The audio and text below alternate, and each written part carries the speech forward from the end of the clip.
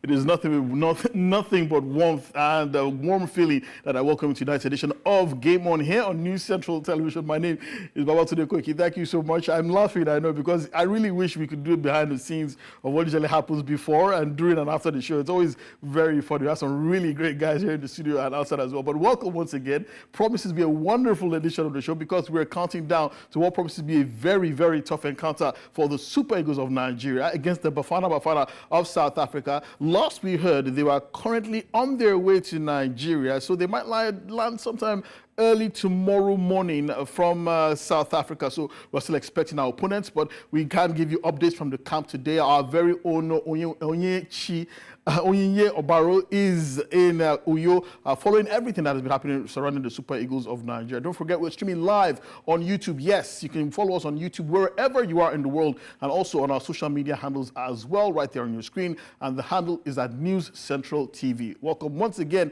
It's a three-man show tonight. To my immediate right is the deputy editor of Sporting Life, one of Nigeria's finest newspapers, and one of Nigeria's finest, most experienced journalists. I'm talking about none other than Onyewuchi Nwachukwu. Thank you so much for your time. Looking very dapper tonight, if I may say so. Yeah, thanks for having me. Okay, we always like to have you. And of course, right beside him is another man who's also looking very, very sharp. He still has to confess what he does after the show every night, because you can't be looking like $1,000,000 and telling us that just come and talk about sports. I'm talking about none other than Mr. Billions himself, Okpe Adebari. Thank you so much again for joining us tonight. Okpe, always good to see you. You want to confess tonight? You want to start confessing? No, not tonight. Not tonight. Okay. Yeah. Okay. But it's good to be here. Yes, it is. Right, we have an absolutely packed show for you tonight. So without further ado, let's dive right into the action, and we start from the world of table tennis, where it continues to get better for Nigeria's very own Arnold Quadri, who continues his steady rise on the ITTF ranking as the Nigerian gained one step on the ladder to occupy the 16th spot as the highest ranked African in week 23 of the 2024 ITTF rankings released by World Table Tennis ruling body on Tuesday, the 4th of June. Also, Arnold's quest to garner more points out of the Paris 2024 Olympic Games in France has pitted him against homeboy Frane Kojic in the first round of the men's singles of the 2024 WTT contender Zagreb, taking place in Serbia. Arnold, who started his rise in ranking in week 22 after his round of 16 finish at the Saudi Smash last month, had his appeal accepted by the ITTF Executive Board for his World Table Tennis Championship points to be restored, and this prompted his movement to 16th place in the latest ranking. However, Arnold awaits formal confirmation from the ITTF for his qualification for the Paris 2024 Olympic Games on the 11th of June, when the world ranking will be used to determine the final list of players who will join the flight to France's most populous city, France, next month. Gentlemen, this is absolutely heartwarming news. You do recall a few weeks ago we were talking about the fact that Arnold Quadri was protesting his mistreatment by the WTT, the fact that his ranking points had been withdrawn because of his inability to make it to the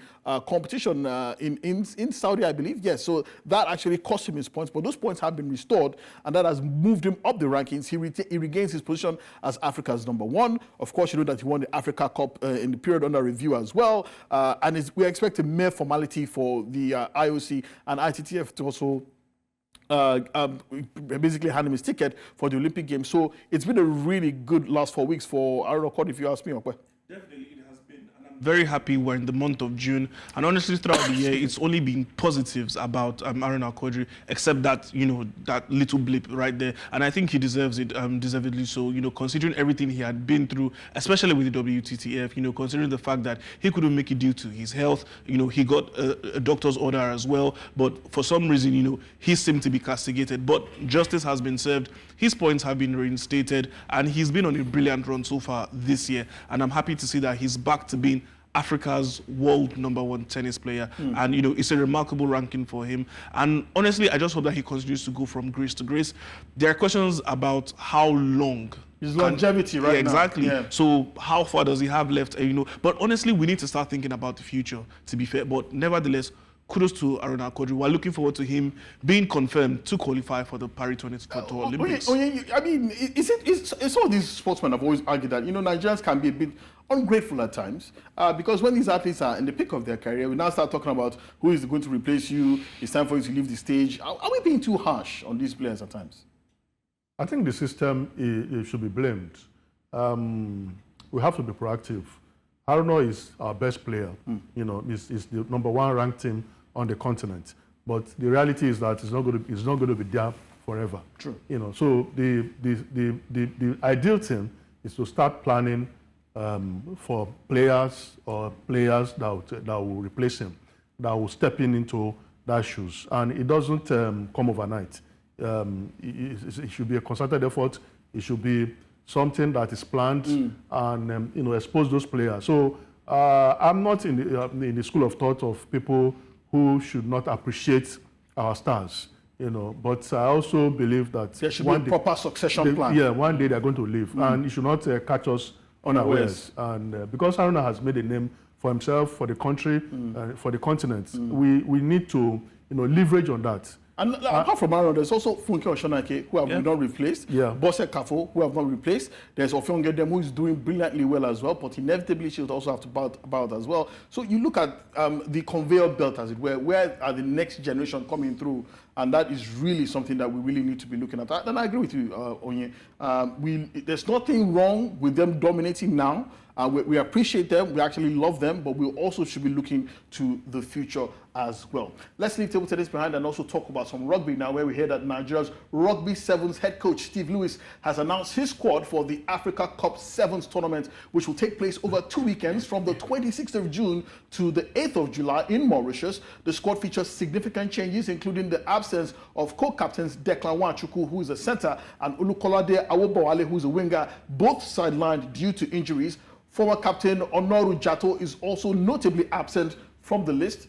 In Pool A, the Stallion Sevens will compete against Kenya, Madagascar, and host team Mauritius.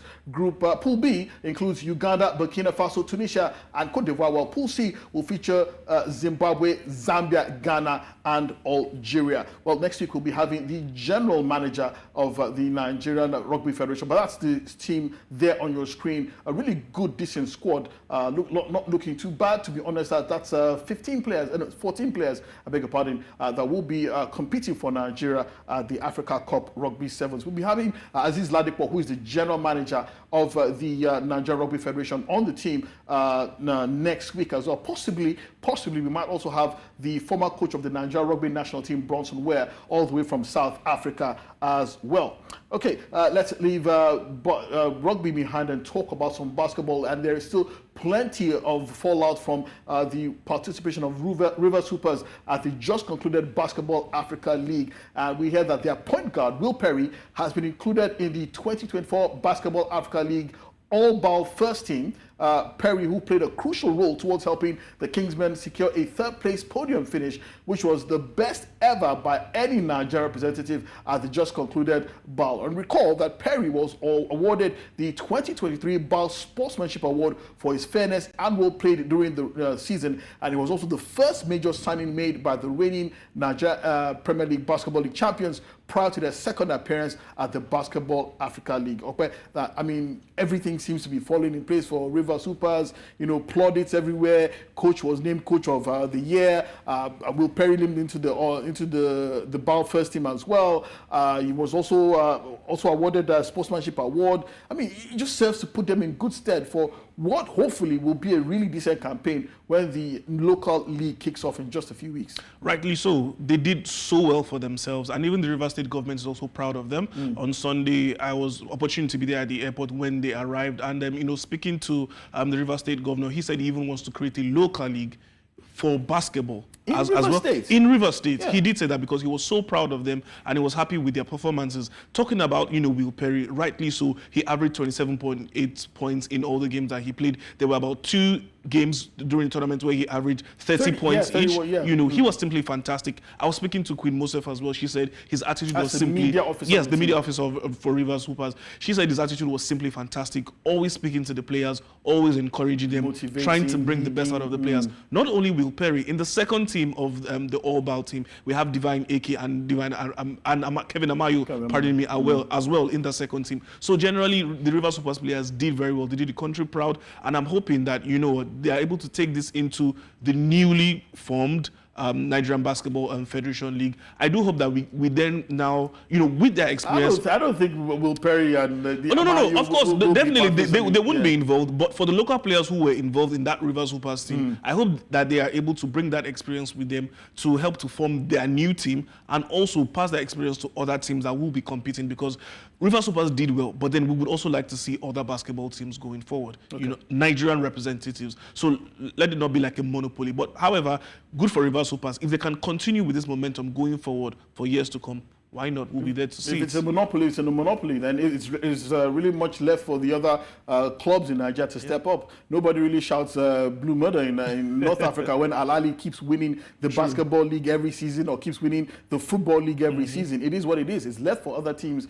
in Nigeria to step up and challenge what might be a few years of dominance in the future for Rivers Hoopers. Let's leave basketball. Well, we're still on basketball, I beg your pardon. And ahead of the 2024 Paris Olympic Games, the Nigeria Basketball Federation has released a list of 20 female basketballers for the first phase of the Tigress training camp, which will hold in the Federal Capital Territory, Abuja, beginning Friday, the 7th of June. The Tigress will be representing Nigeria at the Olympic Games, tutored by highly regarded female coach Rena Wakama, who led the team to a record-equaling 4th Afro-Basket title in Rwanda 2023, and she was also, don't forget, the first ever woman to win Afro-Basket, so she's a record maker as well. On the list of players signed by the NBBF Secretary General, Peter Njoku, I will see the list on your screen now. There's Regina Donano from MFM, Khadija Gaba from Hot Coals, Naomi Okoro from First Bank, Mariam Idris from Nigeria Customs, Idubamo Bagi from MFM, and Ifunaya Okoro from Timadasol in Iceland. Others include Wando Hembam from MFM, Agatha from Energies Basketball Club from Cotonou, that's in the Benin Republic, Gbemisola Samuel from Dolphins, Tewogbade Ayomide from Dolphins, Osaritin Samuel from Bielsa Blue Whales, Nkem Arakarawe, very experienced Nkem Arakarawe from Nigeria Customs, Murijana Musa from Celta Zorca in Spain. She was part of that team that won that 4th Afro-Basket, and Bright Eze from Nigeria Customs. It's an interesting name, Bright Eze. I would have thought that was have any of you ever heard of a woman called Bright? No, that's the first time. First of her kind. Maybe it's a unisex name. Is it now? Yeah, maybe with Nigerians, you never know. Nigerians, you never know. It's a name like Ifeanyi. I mean, it's Nigeria. I mean, I've heard someone called Heineken before. So, yeah, I mean, somebody answers Saturday. So it happens. What's the name sometimes? True. But you have to commend the Nigerian Basketball Federation. They seem to be proactive in terms of getting this team ready. They were announced 3 phases of camping. This is the first phase, and it promises. It looks promising. Yeah. Yeah, I mean, they have their job cut out for them. This is official preparations. First phase, second phase, and third phase. They'll be facing Australia, they'll be facing France, Canada. That's a tough group. Yeah, very tough group. So they need a lot of preparations, and I hope that the best players, the best basketball players will be selected for this, because we used to hear a lot of things, but officially they have started.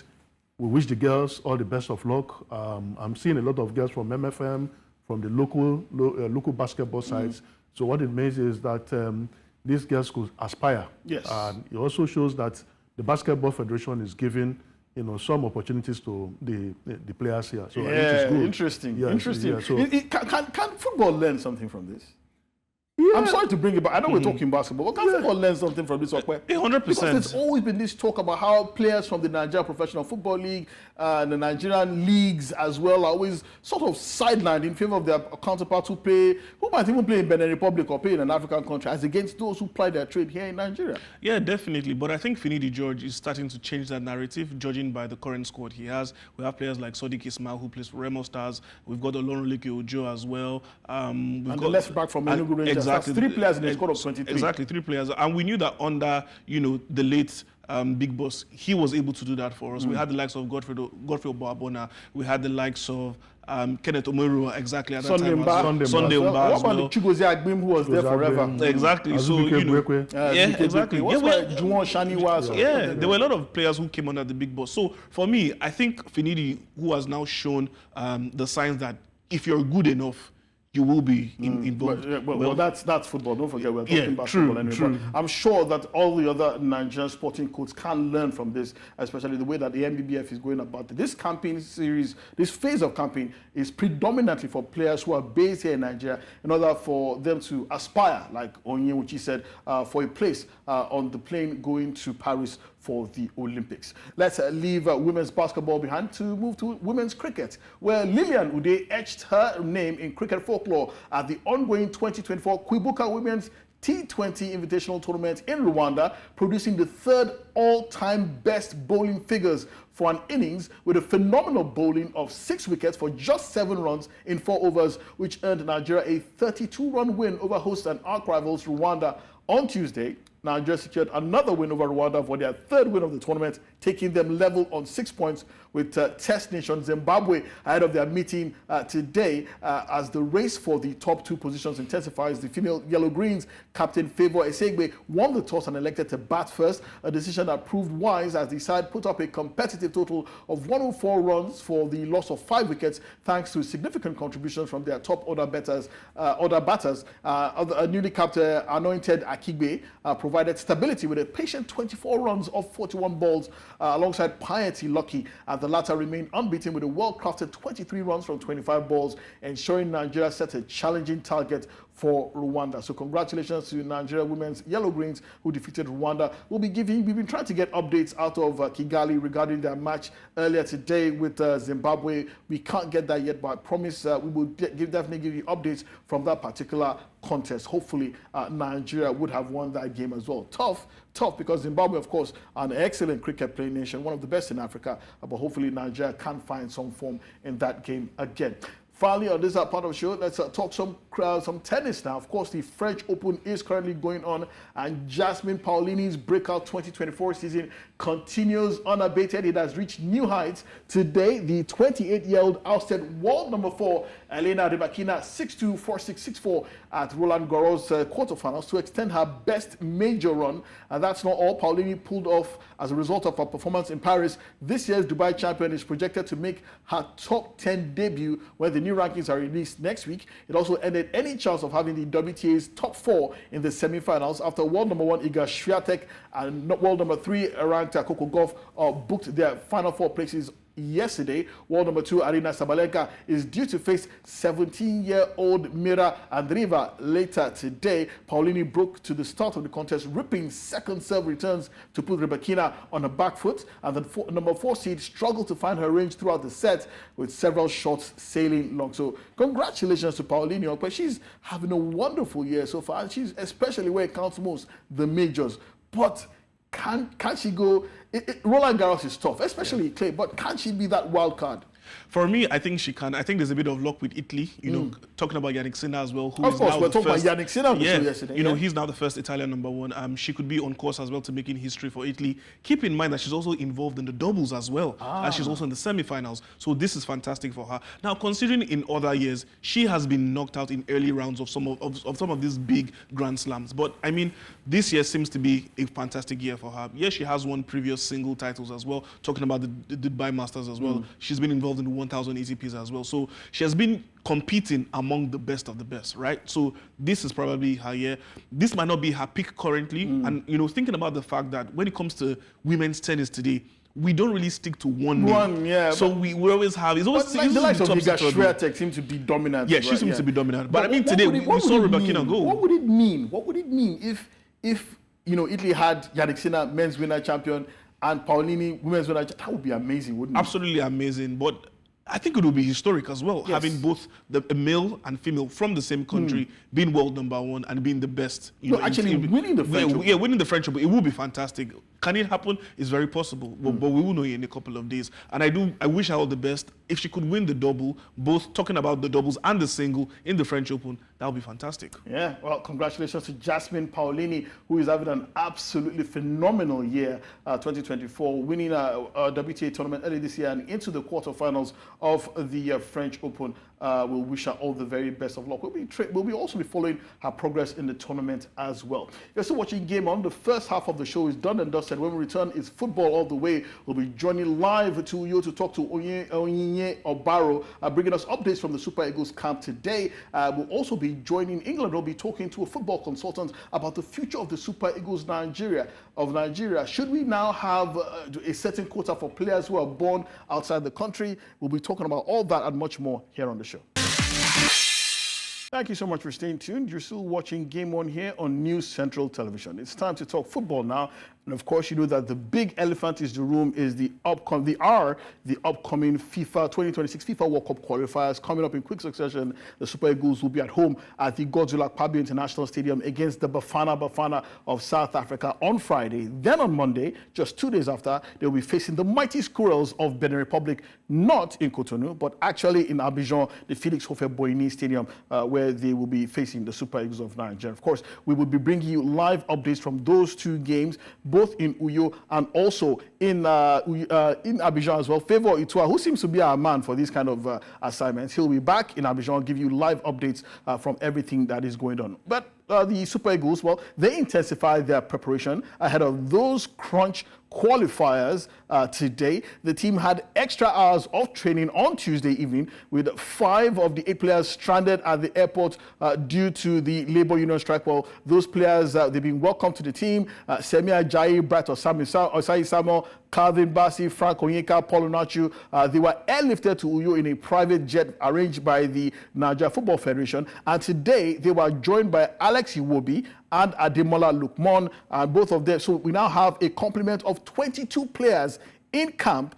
Should be 23, but no one can really tell us exactly regarding the whereabouts of Maduka Okoye, one of the 3 goalkeepers that was called up for this particular encounter. Well, just earlier today, our very own Onyinye Obaro caught up with Wilfred Ndidi and also Victor Boniface. Of course, you know Victor Boniface has tremendous pressure on his shoulders in the absence of Victor Osimhen. He will be expected to lead the line against the Bafana of South Africa, and both of them had this to say earlier on.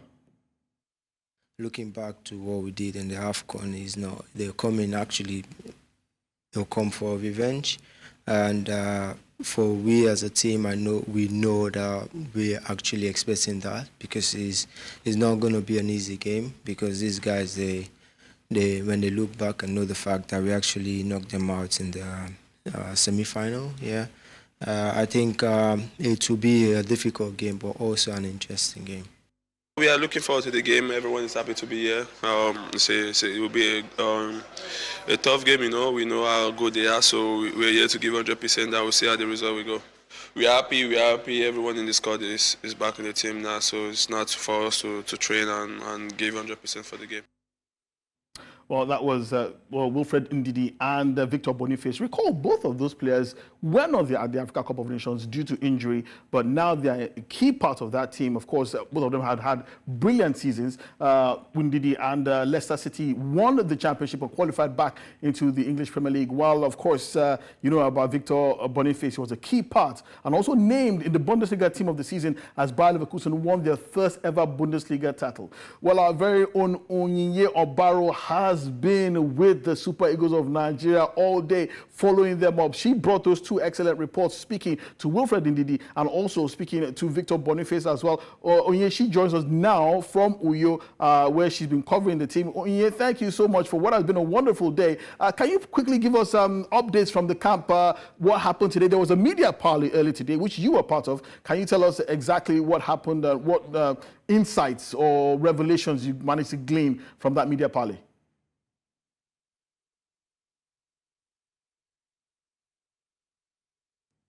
Hello, Iye? Can you hear me? Hello? Well, I think we're going to get just a small technical hiccup. We'll be getting in touch with Onyinye. But gentlemen, Onyinye, we do have the Super Eagles in camp now. No Maduka Okoye. I don't think it's too much of a big miss, considering the fact that nobody expected him to be established number 1 in the first place. It's still everyone still expects Stanley Nwabali to be number 1. But 22 players in camp, everything's looking tip-top, in good shape for what promises to be a very tough encounter against this Bafana.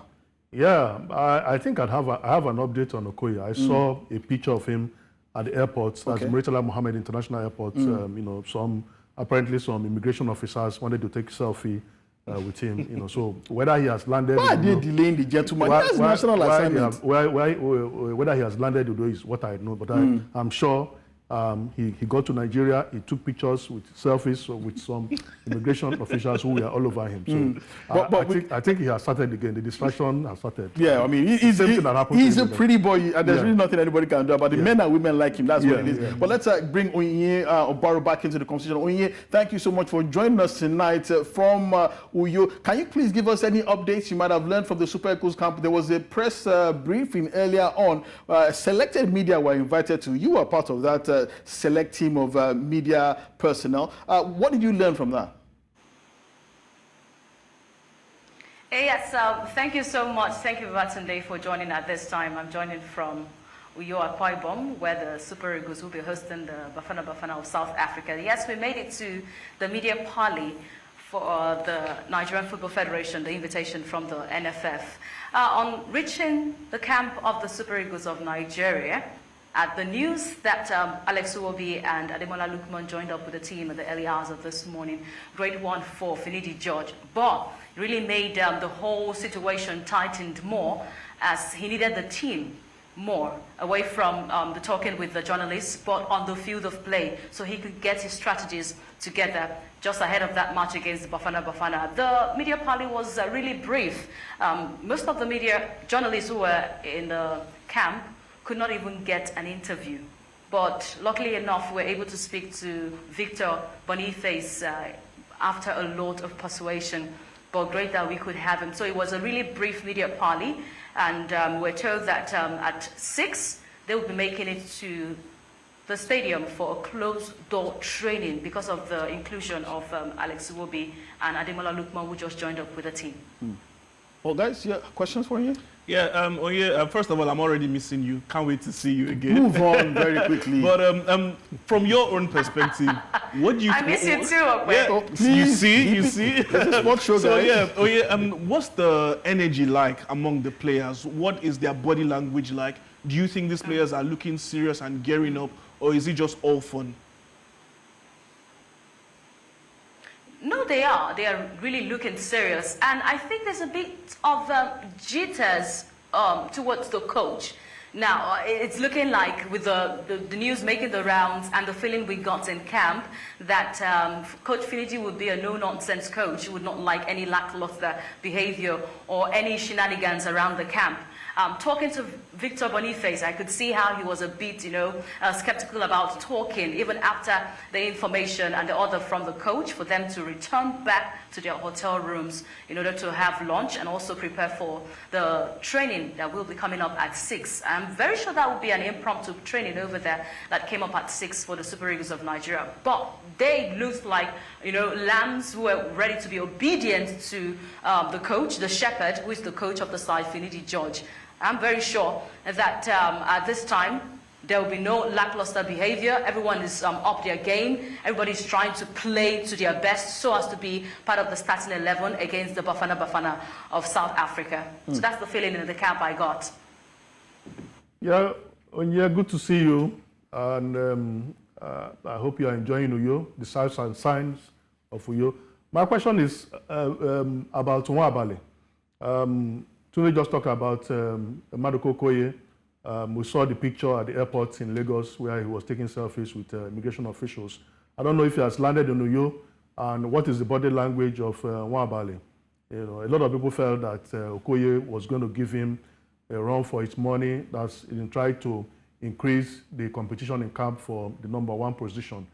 From what you have gathered, what is the situation with the goalkeeping department of the Eagles? Then secondly, for 2 days, the labor strike affected preparations. You are in camp. Maybe you've heard one or two things. How did these 2 days of strike affect the team? Knowing fully well that 8 players, especially the 5 that were in Lagos, could not get to the camp until yesterday. All right, let me begin with the question concerning All-BAL. I'm very sure that with the performance All-BAL did put up at the African Cup of Nations, it did show that he will be manning the sticks for the Super Eagles of Nigeria, added with the fact that he made it early to camp. Those who trained with the team will be given a chance because they've been able to prove themselves and coming as early birds to the camp. For Maduka Okoye, as we speak right now, he's not yet in camp. We did hear that he's in Nigeria but have not made it to Uyo. Now, Maduka Okoye and the assistant coach, that's Daniel Amokachi, are the two who are not in camp right now in Uyo, Akwa Ibom State. Now, for the assistant coach, I got a scoop from an inside source who says he's on a course in Kenya. The course, whatever course he's on there in Kenya was not revealed, but it was revealed that he acknowledged his position because there are news making make it very rife that he has rejected his position as the assistant coach of the side. But my inside source revealed that he has accepted the job as the assistant coach of the Super Eagles of Nigeria. This also brings questions like maybe the Nigerian Football Federation have shot themselves on the foot with that appointments, payment per match clause that they had for all the assistant coaches. He has nothing to lose, of course, not making it. If he doesn't make it to the camp and the game goes on Friday, he has nothing to lose. He'll be paid, of course, according to his appearance in camp over there for the Super Eagles of Nigeria. Questions are making the rounds that maybe he has nothing to lose with that clause from the Nigerian Football Federation. As for the strike, yes, it took a toll on the team. The team is going through a rigorous training in the hands of their fitness trainer, Chima Onyeke. We saw some pictures on social media showing how he was drilling the team, how they were being drilled for shooting, for defense and all. These players must be top-notch. They must be up their game just to face up with a Bafana squad that's got mostly home-based players. And you know the South African PSL is still ongoing as we speak right now. So they would say they are match ready or match fit for this encounter, compared to the Super Eagles of Nigeria, who just wrapped up, most of them just wrapped up league matches from their individual leagues, and some of them did not even get play time in the last few matches in the league. So they have to be up and ready, agility-wise, they have to be up and ready, and also they have to be fit to face up with the Bafana squad, who are coming after that encounter at the African Cup of Nations to face up with the Super Eagles. So they will want to make a mark in Uyo. So okay. The NLC strike really took a toll. People were really having conversations that maybe Finidi George has not even gotten his starting 11 for the encounter against the Bafana, and he must be able to prove himself, having to work on official capacity right now as the head coach of the Super Eagles of Nigeria. So all hands are on deck, and he's in a tight place, having his players just 24 hours and 24 plus few hours to the match day encounter against the South Africans. Okay. Well, thank you very much, Onyin Obaro. You've been very helpful bringing us updates from the Super Eagles camp. We've learned quite a lot from you. And of course, we know that you will be bringing us more updates tomorrow, especially, you know that there's a pre-match press conference that will happen tomorrow. We're looking forward to that as well. Possibly, we might be able to glean some more information regarding possible starting lineup. There might be answers regarding the whereabouts of Daniel Amokachi and probably much more. But thank you so much, Onyin, for joining us on the show tonight. You're welcome. Thank you so much. Okay, guys, interesting that she should mention Daniel Amokachi, because I was going to ask myself, where is Daniel Amokachi? I mean, she said he was in Kenya. No one can confirm that. There's also talk about maybe he was not happy with his appointment. There was talk that he didn't even want the appointment, and that's why he stayed away. But where is Daniel Amokachi? Well, Tunde, that was the cover story of Sporting Life Today. And the story is that Daniel Amokachi, initially he applied to be the head coach of the team, like Finidi George, like Amuneke, and several others candidates that applied to be the coach of the team. But along the line, when he was offered, his name was mentioned among the assistants, they didn't consult him. And I felt, personally, I think it's wrong. The NFF has done that severally. Just announced names of local coaches to handle the teams. The mentality is that these coaches don't have any work they are doing. They can't say no. Yeah. So if it's true that they didn't consult him, they should start to do things the proper way. You don't announce the names of coaches without informing them. And that's not the proper thing to do. It happened when Pinnick was the president of the NFF. Okay. They announced certain people as coaches without consulting them, especially the local coaches. I'm sure you have a proverb that says that this one, that you cannot shave a man's head without his permission. Well, it's been known to happen anyway. I mean, some of our military personnel in their overzealous state at times do go ahead and shave but that's under duress. Under duress. You can't willingly shave the man's head in his absence. In his absence. Okay. Yeah. Well, we'll be watching closely regarding the absence of Super Eagles assistant coach Janelle Amokachi. But there were matches played today in those 2026 FIFA World Cup qualifiers all across Africa. The results are coming there up on your screen right now. The game between Sierra Leone and Djibouti ended 2-1 in favor of Sierra Leone. Sierra Leone winning that particular game. Other results are Togo and South Sudan played out a 1-1 draw as well. Namibia and Liberia played out a 1-1 draw as well in Group H. And there were more. Tunisia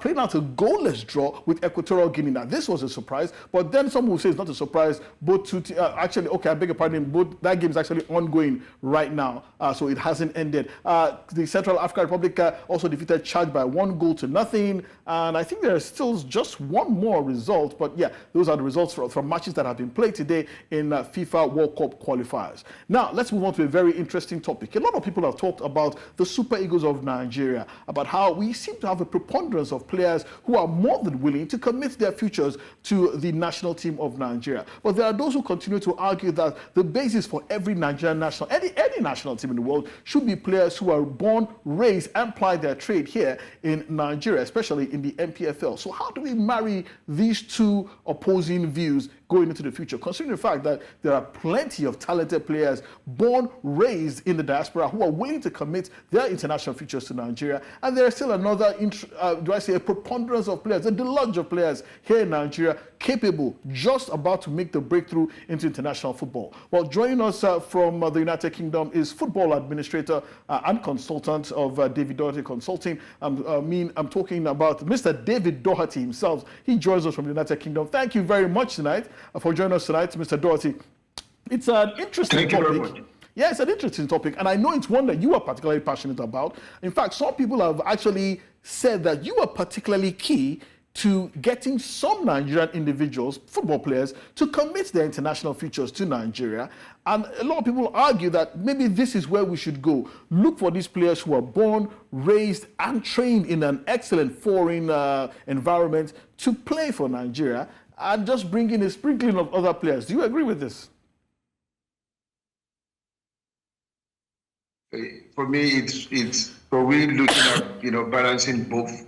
I'm of the support of both ends. Don't forget, I'm a Nigerian, regardless where I live or anywhere.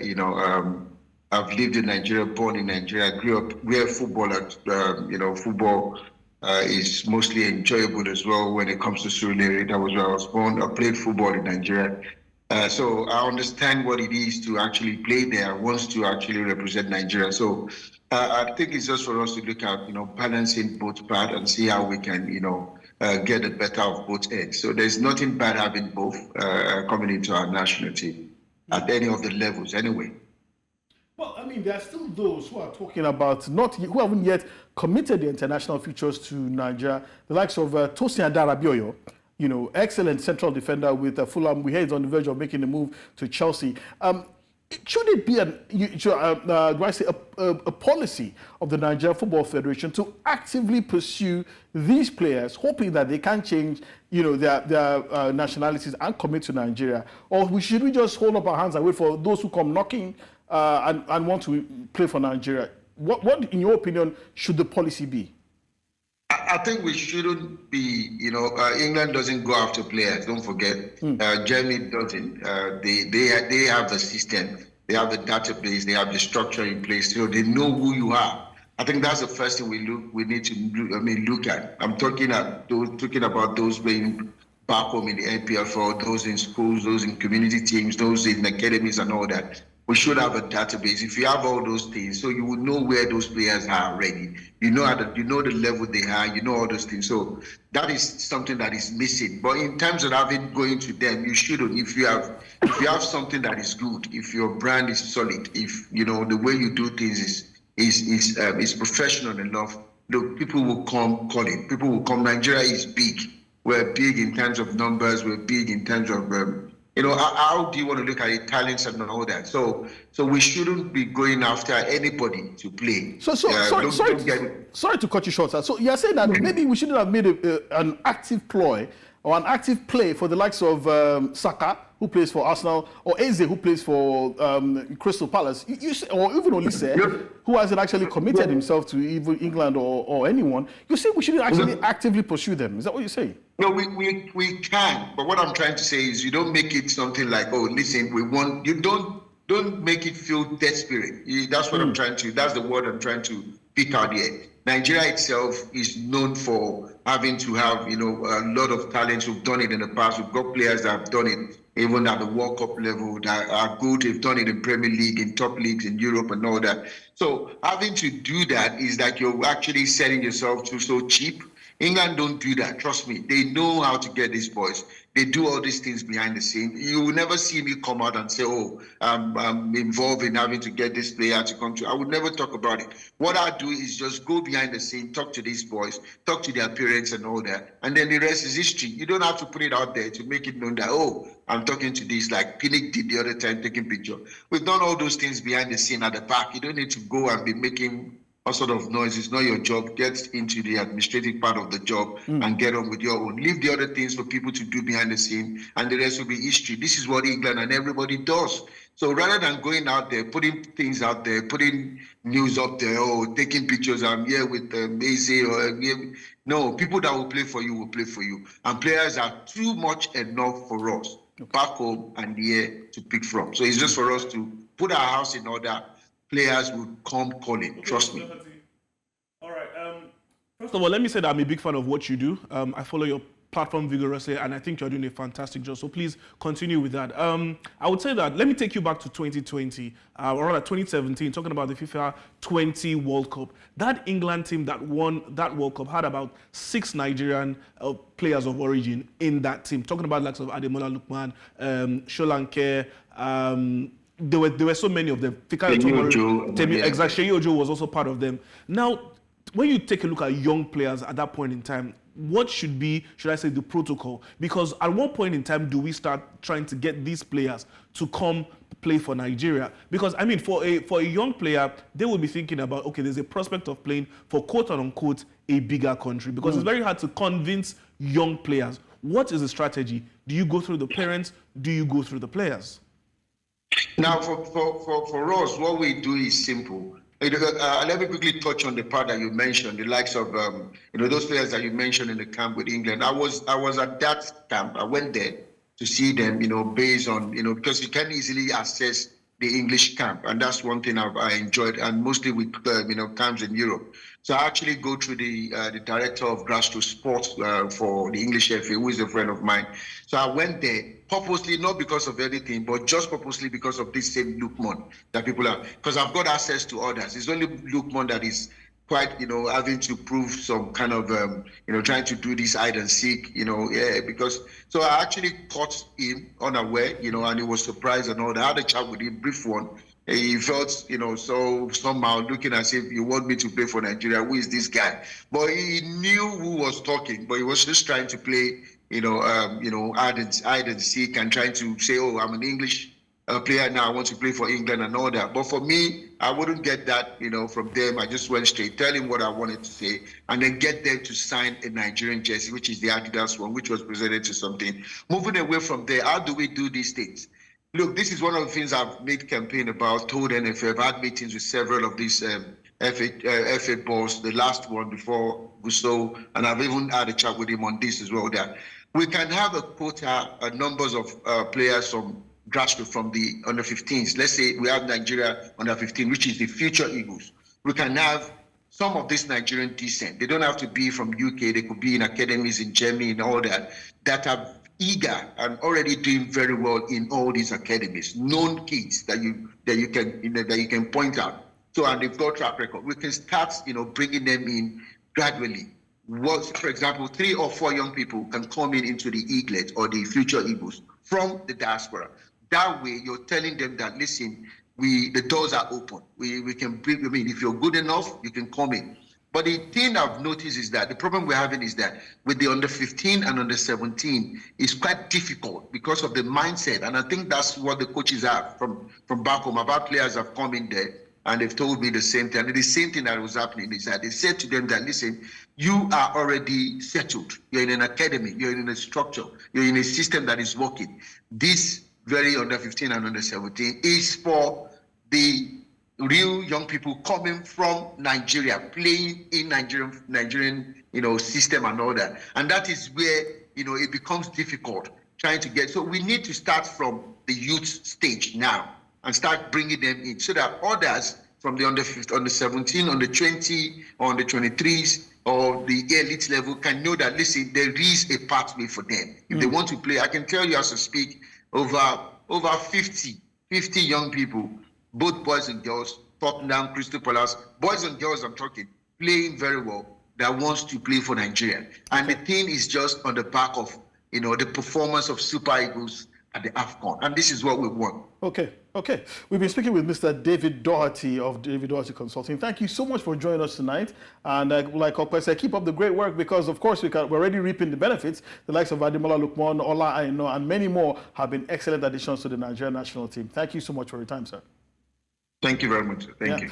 Well, quick update from the FIFA World Cup qualifiers where the Tunisia are currently leading Equatorial Guinea by a lone goal. And if that stays that way, it'll be 3 points to the Tunisian national team. Moving on very quickly, I also tell you that there has been some updates in the Nigerian, in the FIFA World Cup qualifiers, under 20 World Cup qualifiers as well. The women's under 20 national team, the Falconets, have been given their groups for the under 20 World Cup that will be hosted in Colombia later this year. The competition has been expanded from 16 to 24 teams. There you see Nigeria will be competing in Group D alongside Germany, Venezuela, and Korea Republic. And finally on the show, let's also tell you that Napoli have appointed Antonio Conte as their new manager.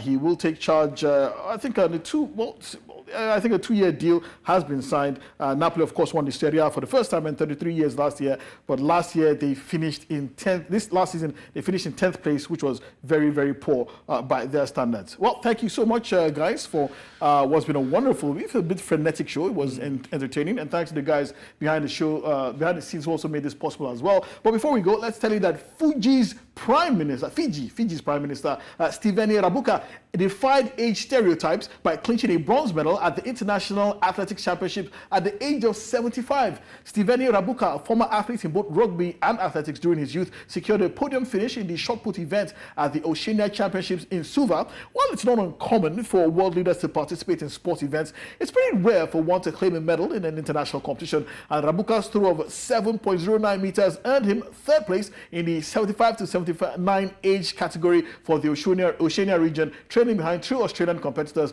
And this achievement comes 5 decades after he represented Fiji in various track and field events at the 1974 Commonwealth Games in Christchurch, New Zealand, alongside his rugby career. It's pretty much what we say. Age is nothing but a number. My name is Roberto Nekoeki. You've had my number. I'll see you tomorrow night. Bye-bye.